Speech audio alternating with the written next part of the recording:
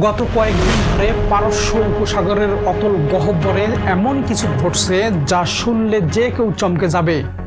গোয়েন্দা রিপোর্ট বলছে ইরান তাদের সবচেয়ে রহস্যময় এবং অত্যাধুনিক ডলফিন ক্লাস সাবমেরিন বা ডুবোজাহাজগুলো হরমুজ প্রণালীর প্রবেশ দ্বারে মোতায়েন করছে। এই খবর ছড়িয়ে পড়ার সাথে সাথেই বিশ্ববাজারে তেলের দাম হু হু করে বাড়তে শুরু করছে।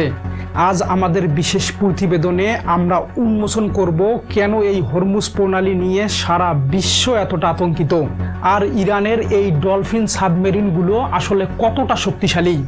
ভিডিওটি শেষ পর্যন্ত দেখুন, কারণ মাঝপথে আমরা এমন একটি তথ্যের কথা বলবো যা হয়তো পাল্টে দিতে পারে গোটা বিশ্ব রাজনীতির সমীকরণ। রাশিয়ার একটি স্যাটেলাইট ইমেজ থেকে দেখা গেছে হরমুজ প্রণালীর নিচের পাহাড়ি গুহাগুলোতে ইরান তাদের সাবমেরিনগুলোর জন্য গোপন ঘাঁটি তৈরি করছে। এই ঘাঁটিগুলো এমনভাবে তৈরি যে ওপর থেকে কোনো মিসাইল হামলা করেও এগুলো ধ্বংস করা প্রায় অসম্ভব। ইরান কি তবে দীর্ঘমেয়াদী কোনো যুদ্ধের প্রস্তুতি নিচ্ছে, নাকি তারা স্রেফ দর কষাকষি করার জন্য বিশ্বকে জিম্মি করছে? শুরুতেই আমাদের বোঝা দরকার এই হরমুজ প্রণালীর গুরুত্ব কতটা। মানচিত্রের দিকে তাকালে দেখবেন এটি একটি সরু পানির পথ যা পারস্য উপসাগরকে ওমান উপসাগর এবং আরব সাগরের সাথে যুক্ত করেছে। বিশ্বের মোট চাহিদার প্রায় 1/5 খনিজ তেল এবং তরলীকৃত প্রাকৃতিক গ্যাস বা এলএনজি এই পথ দিয়েই পরিবাহিত হয়। সৌদি আরব, ইরাক, কুয়েত এবং সংযুক্ত আরব আমিরাতের মতো বড় বড় তেল উৎপাদনকারী দেশগুলোর লাইফ লাইন হলো এই ছোট্ট একটি গলি। ইরান সরাসরি হুমকি দিয়েছে যদি তাদের ওপর অর্থনৈতিক অবরোধ বা সামরিক চাপ বাড়ানো হয় তবে তারা এই পথ চিরতরে বন্ধ করে দেবে। আর তারা যদি এটি করতে পারে তবে পুরো বিশ্বের চাকা দম থমকে যাবে। এখন আসা যাক ইরানের সেই গোপন অস্ত্র বা ডলফিন সাবমেরিনের কথায়। সামরিক বিশ্লেষকরা একে ইরানের এক মাস্টার স্ট্রোক বলে মনে করেছেন। যদিও ইরান তাদের এই ডুবোজাহাজগুলোর সঠিক নাম বা প্রযুক্তি প্রকাশ করে না, তবে গোয়েন্দারা একে ডলফিন কোড নামে ডাকেন।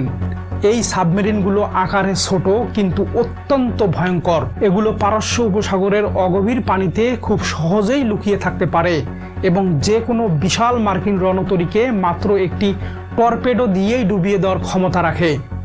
এর সবচেয়ে বড় বৈশিষ্ট্য হলো এর সাইলেন্ট মোড বা নিঃশব্দে চলার ক্ষমতা।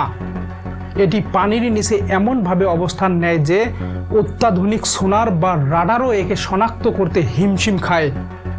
পেন্টাগনের গোয়েন্দা সূত্র বলছে ইরান এখন এই সাবমেরিনগুলো থেকে স্মার্ট মাইন বা বুদ্ধিমান মাইন মোতায়েন করছে। এই মাইনগুলো সমুদ্রের নিচে ওত পেতে থাকে এবং নির্দিষ্ট কোনো বড় জাহাজ বা তেলের ট্যাঙ্কার পাশ দিয়ে যাওয়ার সময় স্বয়ংক্রিয়ভাবে আঘাত হানে। ভাবুন তো, যদি একদিন সকালে খবর আসে যে হরমুজ প্রণালীতে একটি বড় তেলের ট্যাঙ্কার ডুবে গিয়ে পথ বন্ধ হয়ে গেছে, ইরান জানে যে সরাসরি যুদ্ধ করে তারা হয়তো আমেরিকার বিশাল নৌবহরের সাথে বেশিক্ষণ টিকতে পারবে না।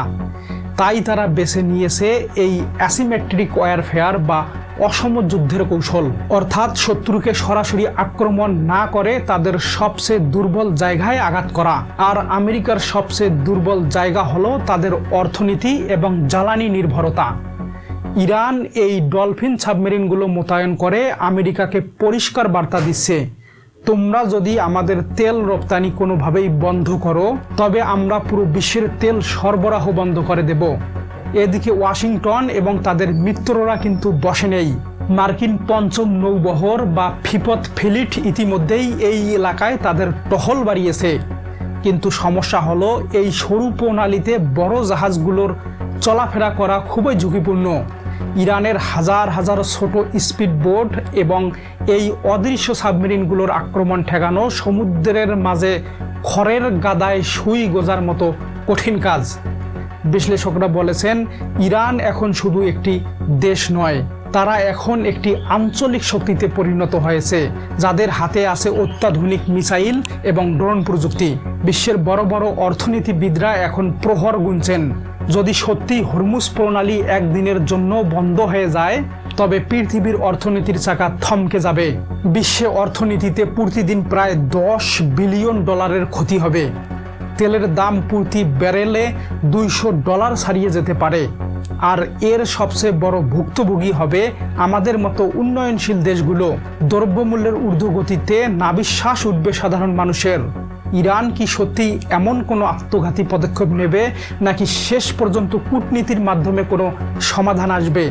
আপনার কি মনে হয়, ইরানের এই সাবমেরিন মোতায়েন কি কেবলই শক্তির প্রদর্শন, নাকি এটি কোনো বড় ধ্বংসলীলার পূর্বাভাস? আমেরিকা কি পারবে ইরানের এই সমুদ্রতলের দুর্গ ভাঙতে? কমেন্টে আপনার মূল্যবান মতামত জানান। আমরা আপনাদের প্রতিটি কমেন্ট অত্যন্ত গুরুত্বের সাথে পড়ে থাকি। ভূ রাজনীতির এমন গভীর বিশ্লেষণ এবং পর্দার পেছনের খবর পেতে মামুন মিডিয়ার সাথেই থাকুন। আজকের মতো এখানেই বিদায় নিচ্ছি। দেখা হবে পরবর্তীতে নতুন কোনো এক্সক্লুসিভ প্রতিবেদনে। ভালো থাকবেন, সুস্থ থাকবেন। ধন্যবাদ।